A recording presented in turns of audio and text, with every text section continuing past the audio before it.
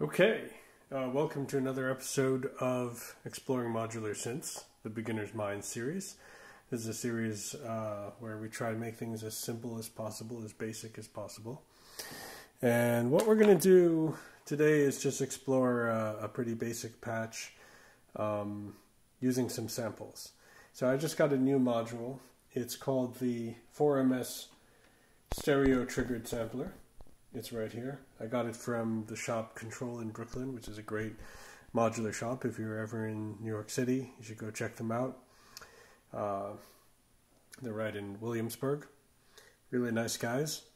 And I just got this yesterday, actually, and just plugged it in. I was happy to be able to make a patch from it right from the start, because I haven't even read the manual or checked it out.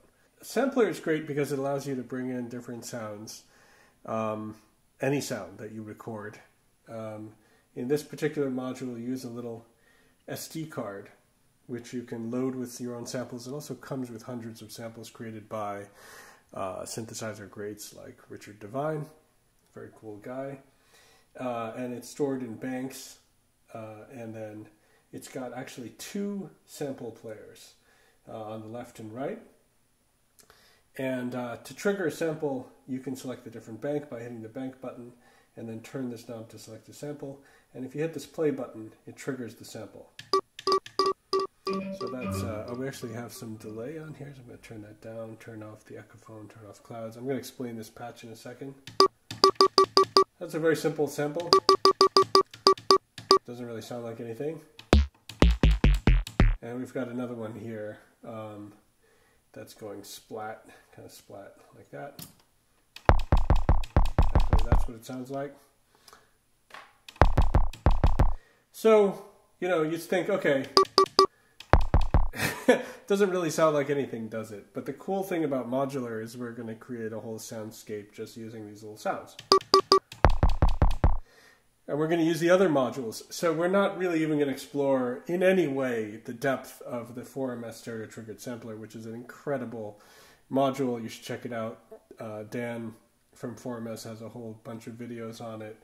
It's unbelievable. Dan showed me this module at MoogFest a year and a half ago when he was developing it. And it was amazing. It was a prototype. I wanted it instantly. I wanted to buy it off him right there, because I was just thinking about all the amazing things I could do with this sampler and sampling and all sorts of crazy sounds. And it still was a year in development even after that. They really take time to make things right before they put it out. And it's finally out, and people are going crazy over it. So it's a very deep module, but we're just going to use it to do, not do it justice at all, but just use these basic sounds, which we really, but later maybe I'll do some videos exploring, in it a better way. Oops, I actually switched the bank there. Let's see if I can go back. Oh shit. Okay, I think that was what I wanted. So, anyway, that just shows actually you can go through different banks, and there are 10 samples per bank. It's amazing. So, but we're gonna explore this using the power of modular. So, what do we have? Let's take out some stuff here and get real basic. What I have right now is just the output from the Stereo Triggered Sampler going into clouds, which is off, and going into the output. So you're just hearing that very basic raw sound. One channel is going to the Echophon, which is a delay unit, but that's turned off. It's all dry. And then the two channels are going into clouds, and that's going to the output. So nothing special is happening right now. And you're just hearing those raw sounds. Now, what we're going to do is, if I hold down the play button, it'll just loop and play that sound continuously.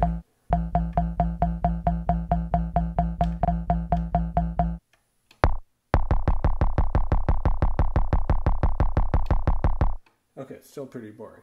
Now, what if we wanted to sequence the sound so that it actually played something interesting? So to do that, we could use a module we've looked at before, pressure points. And what pressure points will do is, as you play this keypad, it will output a different CV. And remember, CV is control voltage, and we can use that to control pitch. So if I take the output from this first row of control voltages, which is right there, and I plug that in to the 1 volt per octave input here. Let's say this channel. 1 volt per octave, that's giving pitch information. Now, if I change the CV coming out of pressure points, it's going to change the note value. So it's changing the pitch, right? Now let's put this on loop so we can hear that more easily.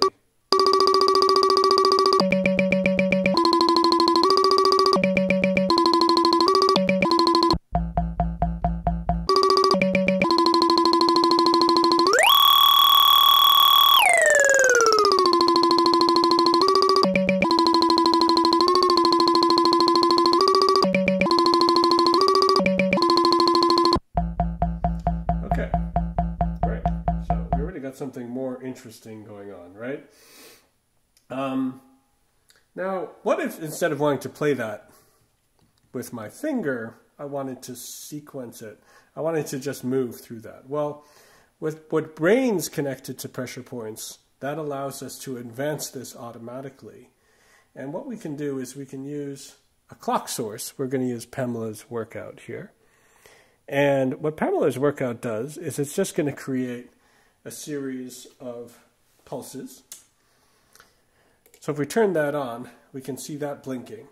And Pamela's workout is creating a regular set of pulses. And those are just control voltages.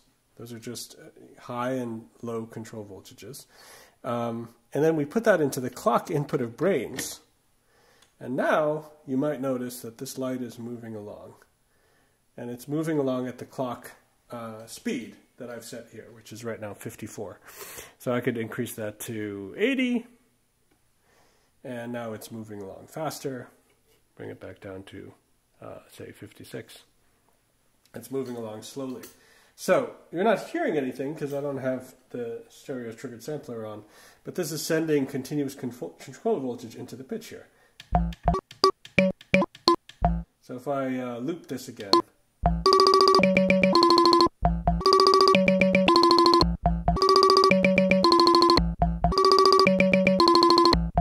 okay, so now we've got a nice sequence going. We've got a clock source that's providing a steady series of outputs. Now, we could do something else. Let's say we didn't have Pamela's workout, which is a dedicated kind of clocking module, sending triggers and clock information out. Let's say we had the Batumi, which is an LFO. So everybody should have an LFO. Ideally, you should have several LFOs in your rack. The Batumi is great because it's got 4 different LFO channels. Each one has 3 outputs at least. So let's say we took the Batumi, an LFO, and we took a square. So that's a square wave. That's going to send us that up and down pulse, which is what we want to turn on and off the clock for pressure points. So now we've got a square. Now we can increase the speed here of the LFO. And I don't know if you can see that light. Now that light is moving really fast. Now it's going to slow down. Okay, and that's just the Batumi, an LFO, low frequency oscillator. And it's just sending out that pulse at whatever low frequency we want. Low meaning, in this case, slow. So let's turn this sampler on again. Okay, so we're looping it. And now we're using the LFO to do the same thing. So if I increase the speed of the LFO with this slider,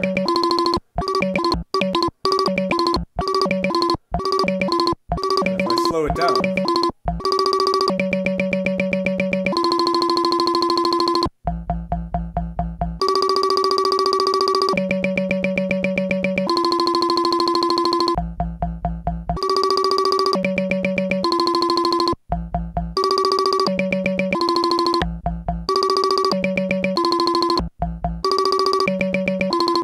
so let's actually use the Batumi because we're using one less module. It's a little more elegant, actually. Forget about Pamela's workout. The nice thing about using Pamela's workout is that it's got a digital readout of the beats per minute. So if we wanted to sync this, say, import this into a DAW and sync it to some kind of song we were doing, we'd have the BPM right there. It'd be easier to sync than manually using a slider with the LFO.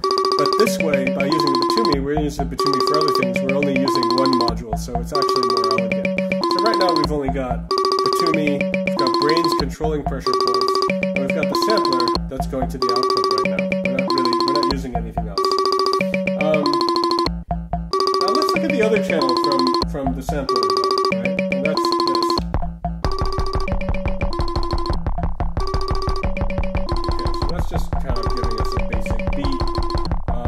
You can change the pitch here manually.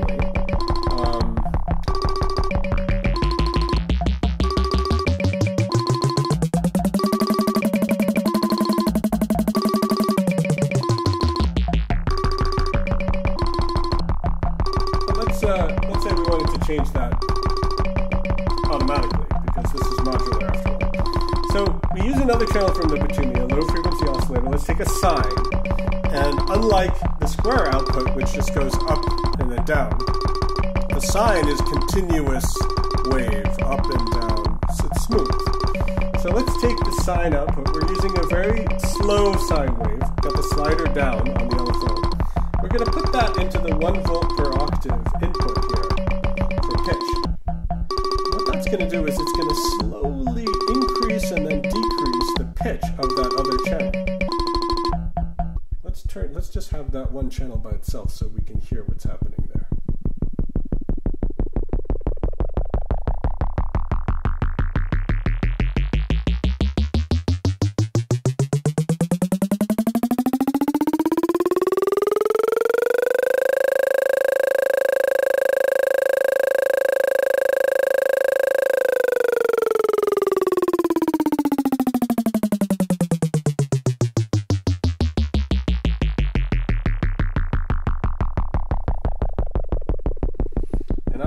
Here on the system that you're using, but this is a very fat sound. This kind of fat analog synthesizer sound is one of the reasons why I love modular so much. If you have this on the right speakers, this is just like a sound that's ready to shake your house down. So great, so we got that going. Now you'll notice that as it goes up in pitch, it speeds up also, and that's because it's increasing the pitch apparently by speeding up the sample itself. Those two together.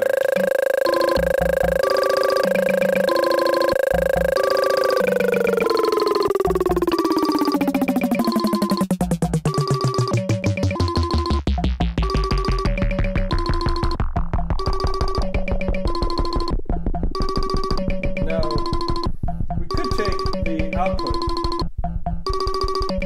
of this rising and falling. So we take the output from the 4MS, go into the input of the Echophon, and then take that output, go into Clouds, and start bringing in some of the wet signal.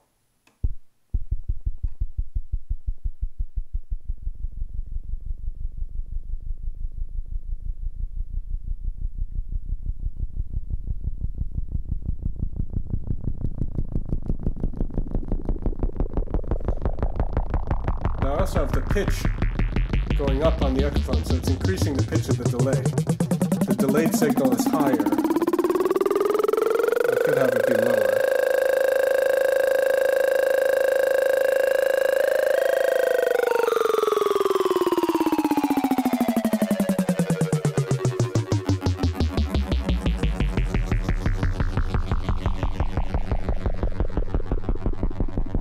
So that's cool. And we also have those inputs going to Clouds, which is off right now, but we could introduce Clouds. Clouds is a granular synthesizer, and that will take little bits of the sound that's coming in and kind of feed it back to us, but in a modulated way. So if we bring in the Clouds effect a little bit, start hearing those little bits.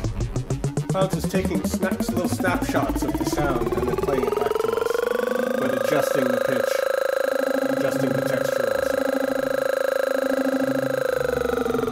Let's bring in the other channel.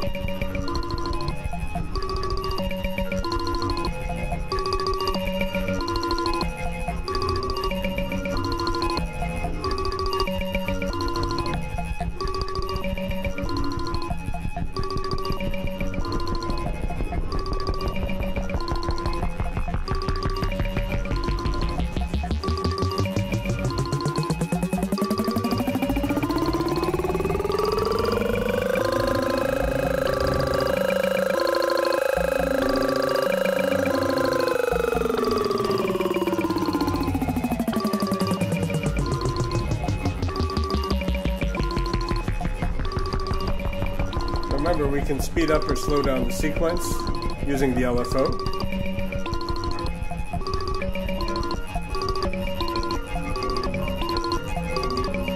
We can change the pitches of any of these notes.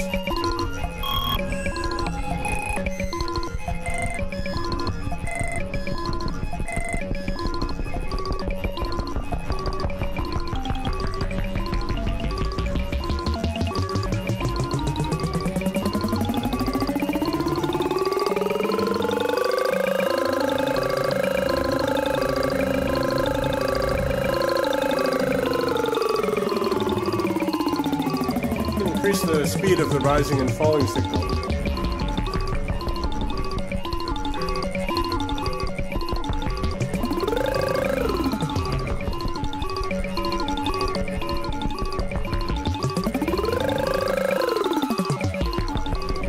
You can also change the samples and see what would happen if we did that.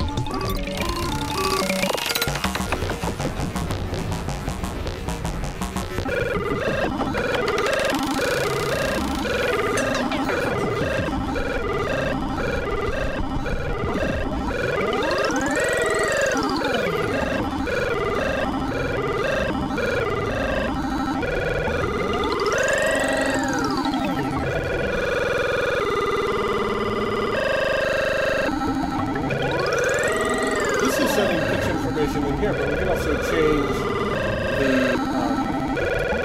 pitch on the sampler itself.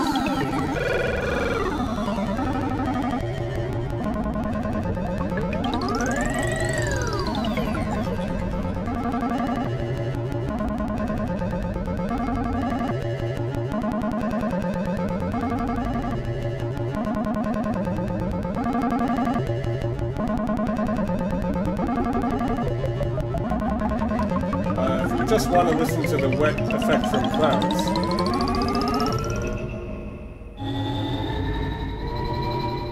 This is just hearing what clouds is doing, without any of the dry signal, meaning without any of the original signal. It's just clouds. This is the effect of clouds. Very cool.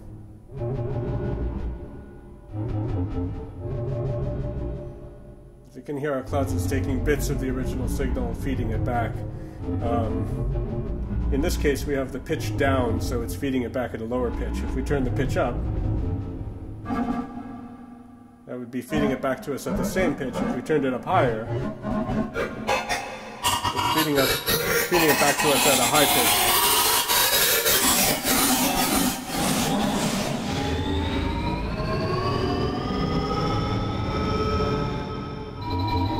Let's say we wanted to have that pitch changing automatically. We use another LFO. So we take the sine wave, say the second channel here, feed that into the volt per octave here of clouds. Now you can see sometimes it's higher, sometimes it's lower, because the sine wave is sending a continuous change in control voltage to the pitch. Let's say we wanted the blend knob also. We wanted that kind of modulating slowly. We could control that also with another. What that would mean is that would slowly alternate from original signal to, like right now, fully wet, and then slowly back to the original signal. So it's as if we were turning that blend knob by ourselves.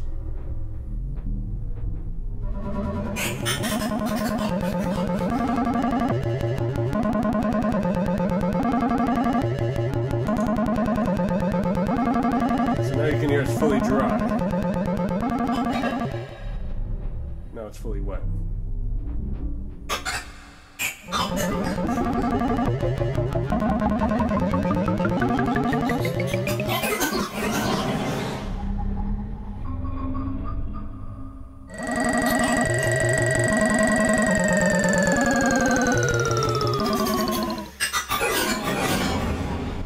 So the great thing about Modular is that you can control all these parameters and have them basically interacting, and then step away and just listen to the effect of what you've created. It's very organic. If we wanted to, we could introduce even more kind of variability by, say, taking one LFO and putting those into the frequency inputs of the other LFOs. What that would do is that we would introduce, rather than these LFOs just being a very standard frequency, we could speed them up and slow them down. So taking the sine of, taking, for example, the sine of one of these slow LFOs. Let's take, actually, you know what?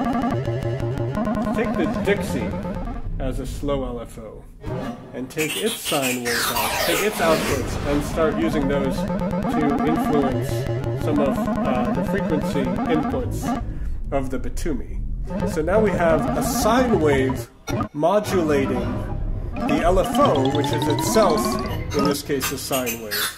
And what that does is that the sine wave of the LFO, instead of being a steady up and down, is now moving faster and slower itself. And so that introduces even a further element of randomness. We can also take the triangle output of the Dixie and put that into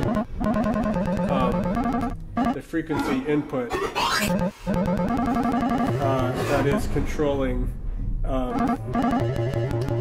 that's controlling the pitch.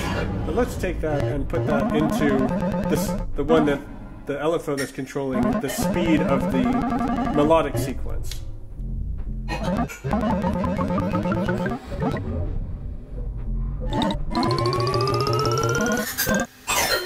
see that totally changes, and it's almost like it sounds random. It's not actually random.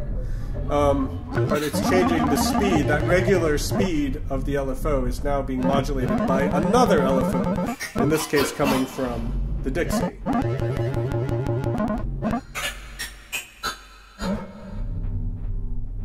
And if we slow down that LFO, you see that the change in modulation becomes slower. So,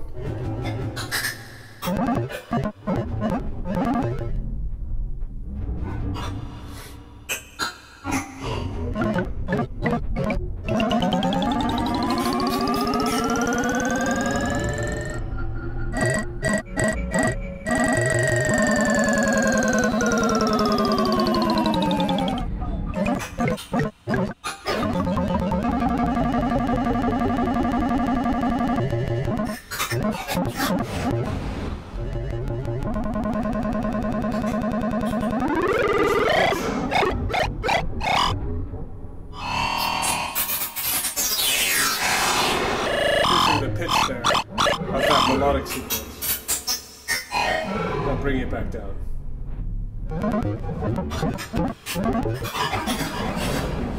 So that might be too much randomness for a lot of you. We can take out, it's very easy to remove that, just take out some of the modulation there, right? Take out the blend modulation.